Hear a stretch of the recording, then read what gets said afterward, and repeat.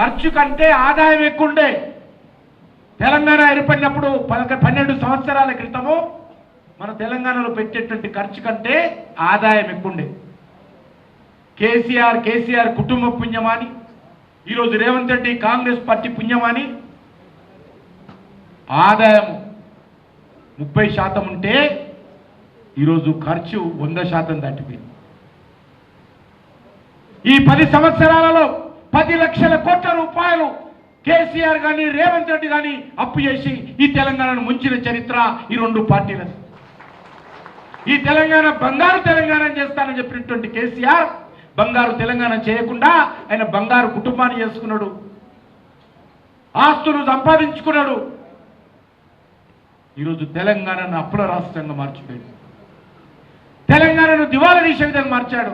దీన్ని మరింతగా కాంగ్రెస్ పార్టీ రేవంత్ రెడ్డి దివాలా తీస్తున్నారు. ఈరోజు కేసీఆర్ పార్టీ పరిస్థితి ఏముంది? దోచుకున్నటువంటి డబ్బు, దాచుకున్నటువంటి డబ్బు ఏదైతున్నదో దానికోసం ఈరోజు కుటుంబ సభ్యులు కొట్లాడుకుంటున్నారు. కేసీఆర్ కుటుంబ సభ్యులు రోడ్డున పడ్డారు ఆస్తుల కోసం. ఎవరి డబ్బది? మనది, తెలంగాణ ప్రజలది. 10 సంవత్సరాలు పరిపాలించి దోచుకున్న డబ్బు కోసం ఈరోజు కొట్లాడుకుంటున్నారు. కానీ మనం చేస్తా ఉన్నాను, కాంగ్రెస్ పార్టీ ఏదైతే వచ్చిందో ఈరోజు గతంలో కేసీఆర్ కుటుంబం మాత్రమే దోచుకునేది.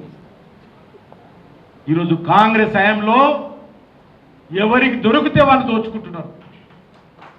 అప్పుడు సెంట్రలైజ్డ్ కరప్షన్ ఉండేది, కేంద్రీకృతమైనటువంటి అవినీతి ఉండేది.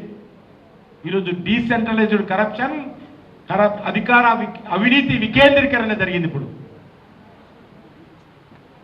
అందుకే తెలంగాణ భవిష్యత్తు ఏమీ బాగలేదు.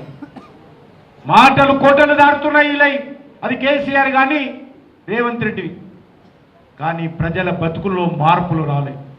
తెలంగాణ ప్రజల బతుకుల్లో మార్పు రాలే.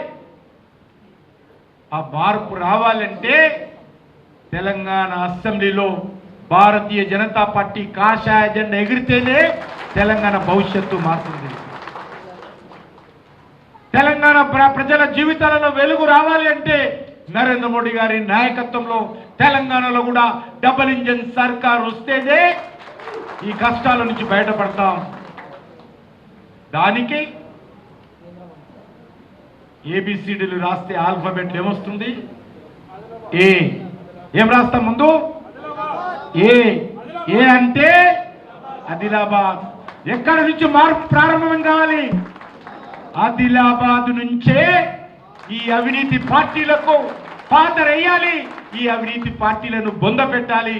తెలంగాణ గడ్డ మీద కాషాయ జెండా ఎగరడం కోసం మీరందరి నాయకత్వంలో ముందుకు రావాలి. దానికోసం మీరు చేస్తున్నటువంటి ప్రయత్నం, ఆదిలాబాద్ జిల్లా ప్రజలు ఇస్తున్నటువంటి ఆశీస్సులు భారతీయ జనతా పార్టీ ఎప్పుడు మరవదు. ప్రజలకు అండగా ఉంటాము, ప్రజలకు వెన్నంటి ఉంటాము.